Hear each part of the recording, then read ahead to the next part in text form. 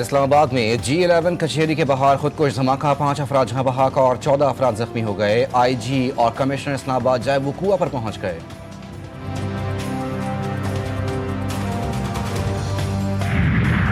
27ویں ترمیم کا بل قومی اسمبلی میں پیش۔ چیئرمین تحریک انصاف بیرسٹر گوہر کہتے ہیں کہ یہ جمہوریت کے لیے سوگ کا دن ہے۔ ایٹمی ملک کا سربراہ باکو میں بیٹھ کر ترمیم کی منظوری دے رہا ہے۔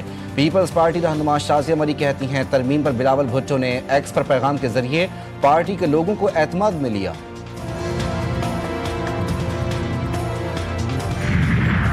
اور پاکستان ماحولیاتی تبدیلی سے متاثرہ 10 ممالک میں شامل۔ وزیر اعلیٰ پنجاب مریم نواز کہتی ہیں کہ ماحولیاتی تبدیلی سے نمٹنے کے لیے سب کو مل کر کام کرنا ہوگا۔ موسمیاتی تبدیلی اب ایک پیش کوئی نہیں بلکہ خطرہ ہے۔ COP30 کانفرنس میں خطاب۔ بی جے پی حکومت پر انگلیاں اٹھنے لگیں۔ بھارتی سیاسی رہنماؤں اور صحافیوں نے نئی دہلی دھماکے کو انتخابی فالس فلیگ قرار دے دیا۔ بھارتی صحافی شالنی شکلا نے کہا کہ ہر بار جب بی جے پی بحران میں آتی ہے، دہشت گردی یا بلاسٹ کا نیا ڈرامہ رچایا جاتا ہے، فوراً پاکستان کو مورد الزام ٹھہرا دیا جاتا ہے۔ کانگریس کے رکن پردیوت بولڈی نے انکشاف کیا کہ یہ سب بہار انتخابات سے پہلے ایک متوقع سیاسی اقدام تھا۔ صحافی روی نیر نے لکھا، بہار الیکشن کے دوران بی جے پی پر کمزور پوزیشن پر ہے، مزید ایسے دھماکوں کی توقع ہے۔ ہر انتخاب سے پہلے بم دھماکے کیوں ہوتے ہیں؟ آخر فائدہ کس کو ہوتا ہے؟ بھارتی شہری کا سوال۔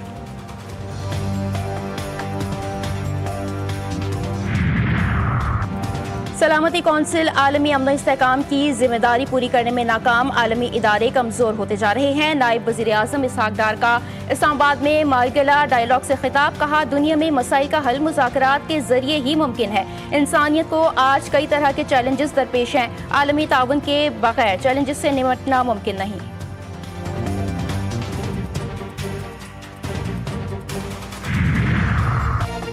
حیدرآباد میں ڈینگی مچھر ایک اور جان لے گیا۔ صوبے بھر میں اموات کی تعداد 27 ہو گئی۔ گزشتہ 24 گھنٹوں کے دوران مزید 1212 ڈینگی کیسز رپورٹ ہوئے۔ کراچی ڈویژن میں 765، حیدرآباد ڈویژن میں 447 مثبت کیسز کی تصدیق۔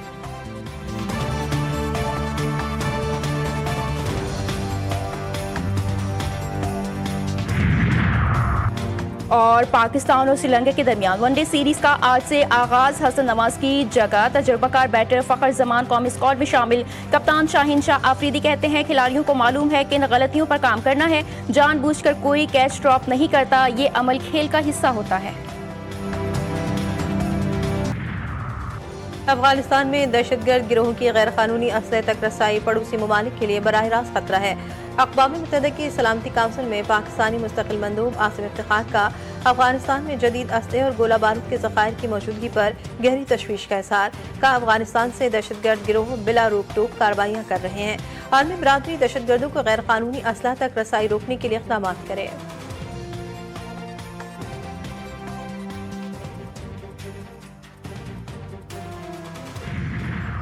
بھارت کا دارالحکومت دہلی دنیا کا سب سے آلودہ شہر قرار، air quality index 736 record. Lahore آلودہ شہروں کی فہرست میں دوسرے نمبر پر، ایئر کوالٹی انڈیکس 463 تک پہنچ گیا۔ ڈھاکہ تیسرے اور تاشکند چوتھے نمبر پر۔ آلودہ ترین شہروں کی فہرست میں کراچی کا چھٹا نمبر۔ پاکستان کے آلودہ ترین شہروں کی فہرست میں فیصل آباد سب سے آگے، ایئر کوالٹی انڈیکس 663 ریکارڈ۔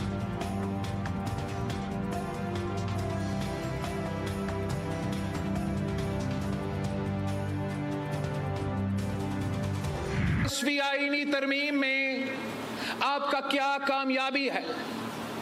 آپ کس بات پہ جائے اور اس صوبے کے اور ہر صوبے کے عوام کو بتا دیں کہ ہمارا آئین میں ایک کمزوری تھی، ایک کمی تھی، اور شکر الحمدللہ پاکستان پیپلز پارٹی نے وہ جو کمی ہے، وہ کمزوری ہے، اس کو پورا کر دیا۔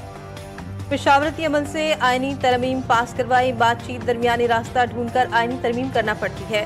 پیپلز پارٹی سمجھتی ہے آئین ذوالفقار علی بھٹو کی امانت ہے، آئین میں ایک کمی اور کمزوری تھی، پیپلز پارٹی نے اس کو پورا کر دیا۔ چیئرمین پیپلز پارٹی بلاول بھٹو نے کہا آئینی عدالتوں میں تمام صوبوں کی برابری کی نمائندگی ہوگی، ہم نے 18ویں ترمیم اتفاق رائے سے منظور کروائی، ملک میں آئینی عدالت ہونی چاہیے، وہ عدالت آئین کے معاملات دیکھے گی۔